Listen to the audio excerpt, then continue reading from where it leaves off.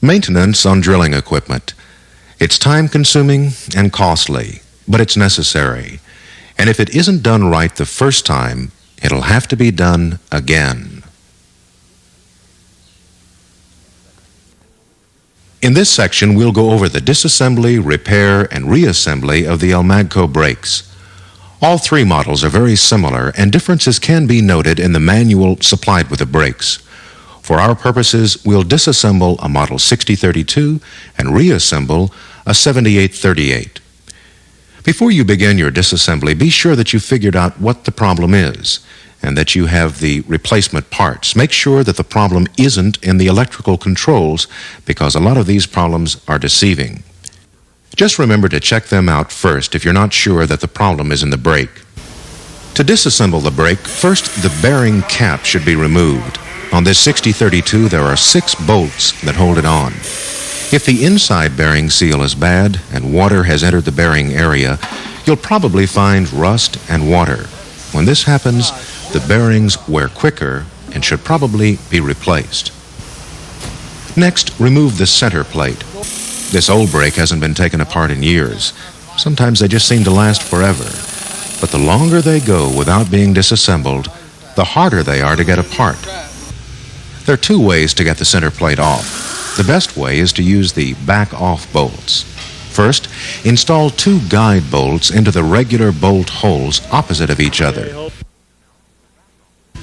Now, the back-off bolts go into the holes that are threaded in the center plate. Insert the 4 back-off bolts in these threaded holes.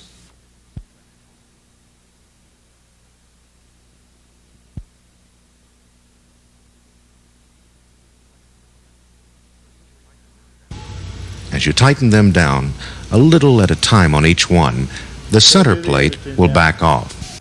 Sometimes you won't be able to back the center plate off this way. On a brake that hasn't been disassembled in a long time, you might have to use a knocker to get it off.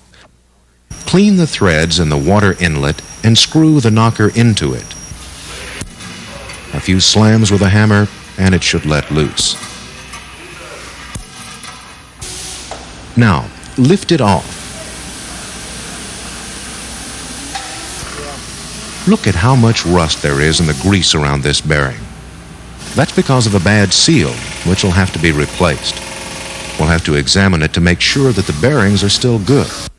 Now, the bearing's not an easy thing to check. If you feel like there is any possibility that it's going bad, like a rough place when you turn it, chipped rollers or races, or just too loose, have your supervisor inspect it and make a decision as to whether or not it should be replaced. You don't want to have to tear into the brake any more than is absolutely necessary, and replacing a potentially bad bearing now is worth the investment if there's a chance that it might go out soon. If everyone agrees that it's okay, then it should be left alone, unless you need to replace the bearing seal. If you do, the bearing will have to come off to get the seal off. So the bearing will have to be disassembled. This is easy to do, and it can be reassembled and reused later. By pulling the bearing race towards you on one side, and by using 2 screwdrivers, you can pluck the rollers out. Be careful not to damage the roller retainers. Lift the outside edge over the bearing ridge with 1 screwdriver, then push it out with the other one. This should be done backside first, halfway around, then the front halfway. Be sure you place a tarp or some sort of cover in the magnet rotor area of the brake to catch the rollers and all the garbage that will fall into this area. After half of the rollers have been plucked, you should be able to pull the race off and remove the remaining bearings. Then remove the roller retainer. Now heat the inner race. Get it good and hot. This will make it expand and loosen up. Then pop it with a pretty good lick. It'll back right off. Use asbestos gloves to lift it off of the shaft. Then you can remove the rear seal and replace it after the shaft cools. Now, check the shaft to make sure that it's still in good condition. If your bearings are okay, but your rear seal is bad, Be very careful in taking the bearing off. These things cost several $100s, so don't ruin them. If the bearing or seal was your only problem, then go ahead and put the new one on and reassemble the brake. This will be covered in the reassembly procedure later. If you have to remove the magnets or rotor, start by removing the bolts from the outer ring plate.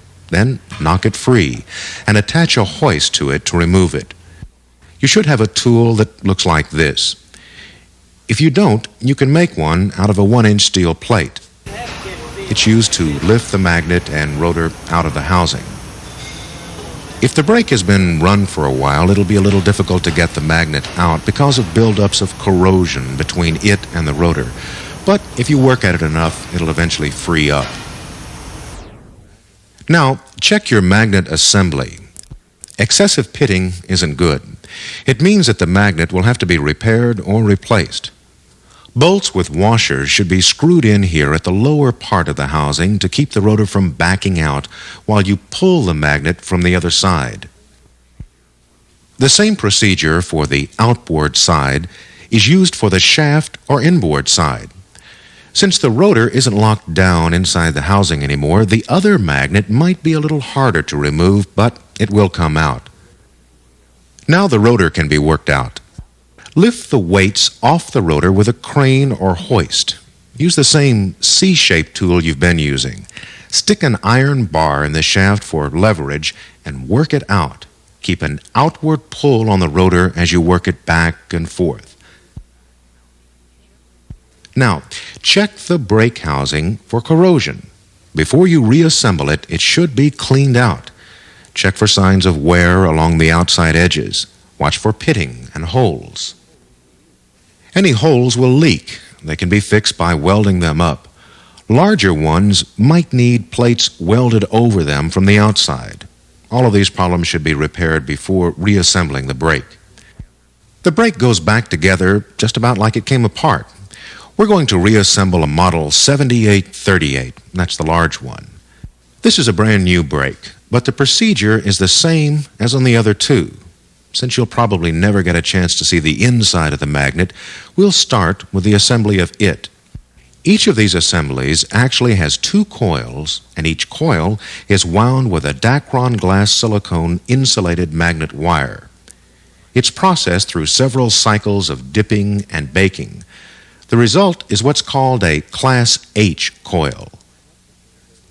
Next, they're heated by passing electricity through them. This makes them expand so they'll slip inside the coil cavity.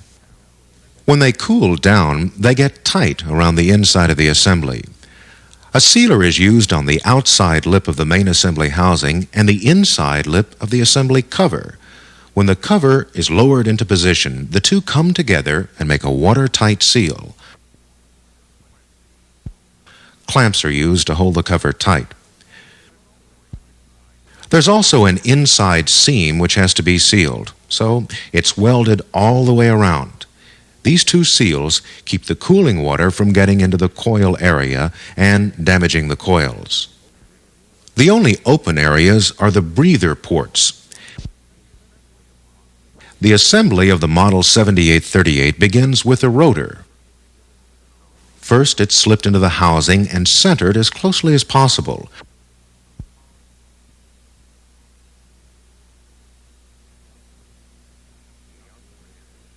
The outboard end of the shaft should be coated with oil. This will help the spacers slide into place easier. You shouldn't ever have to replace the spacers. The first spacer, the largest one, is heated to make it expand. Then it's slipped into place on the outboard side of the rotor with one smooth, easy motion.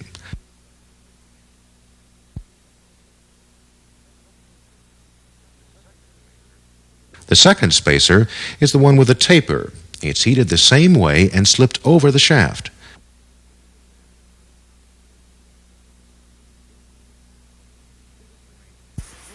This ring is what the inside seal seals against.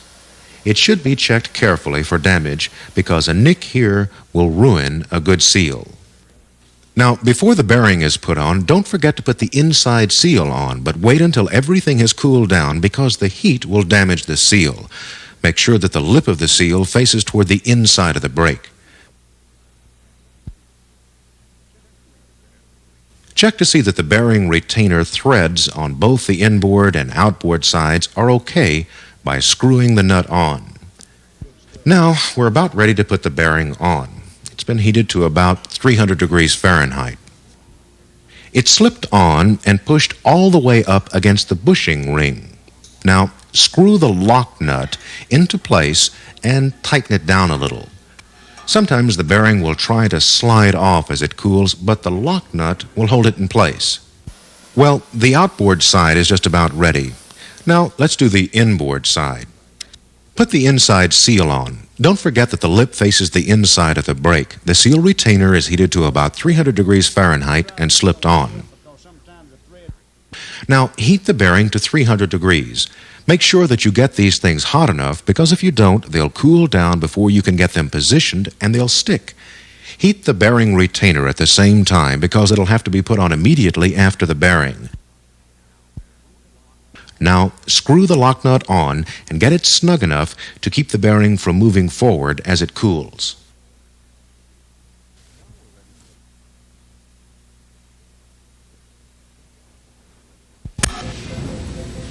Well, now we're ready for the magnets. The first magnet is brought into place. It has to be slipped into the rotor evenly because of the extremely tight fit.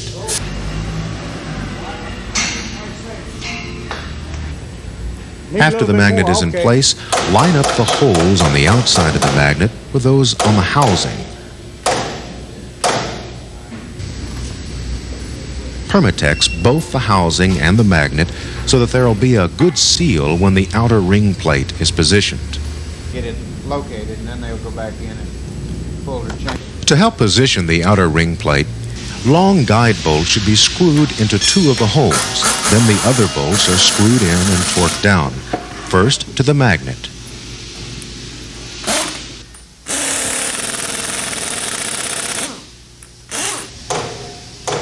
Align the holes a little closer. Two starter bolts are screwed into the housing. When the outer ring plate is flat against the housing, the other bolts are screwed in and torqued down. The starter bolts are removed and replaced with regular bolts. Then all of the bolts should be tightened down. Now, the other magnet has to be positioned and bolted into place. It's bolted the same way. Grease both bearings with a good grade of sodium or lithium-based ball and roller bearing grease. Be sure that it's fully packed with grease. Then put Permatex on the inside of the magnet surface and the outside and inside surface of the center plate. Make sure that there's not any dirt in the screw holes of the center plate. Two starter bolts should be screwed into the inner bearing seal retainer to help tighten it down to the center plate, and two more in the magnet to help align the center plate. Then position the center plate. Make sure that you have applied sealer to all of the sealing surfaces.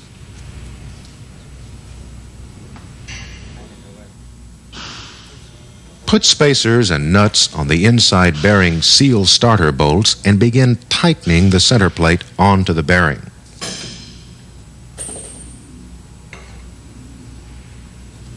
By tightening the center plate to the inner bearing seal first, you can pull it over the bearing easier and straighter. Then bolt the center plate to the magnet and torque it down. Remove the shaft nut from the shaft and nut spacers from the two starter bolts in the inner bearing seal.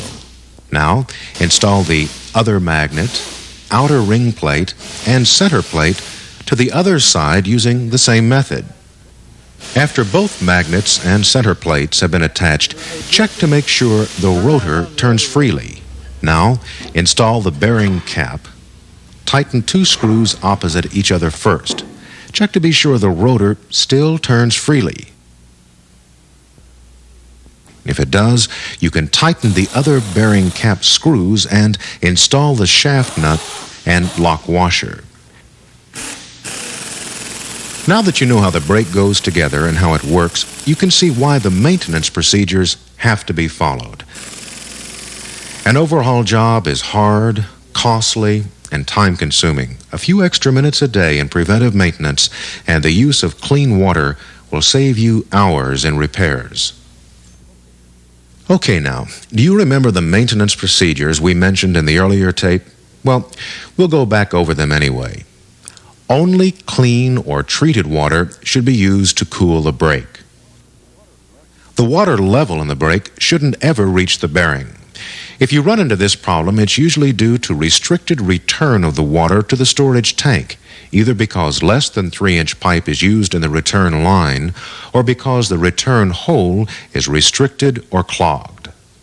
Inlet water temperature should not exceed 100 degrees Fahrenheit. If it's hotter than this, you should install a heat exchange system to help cool it.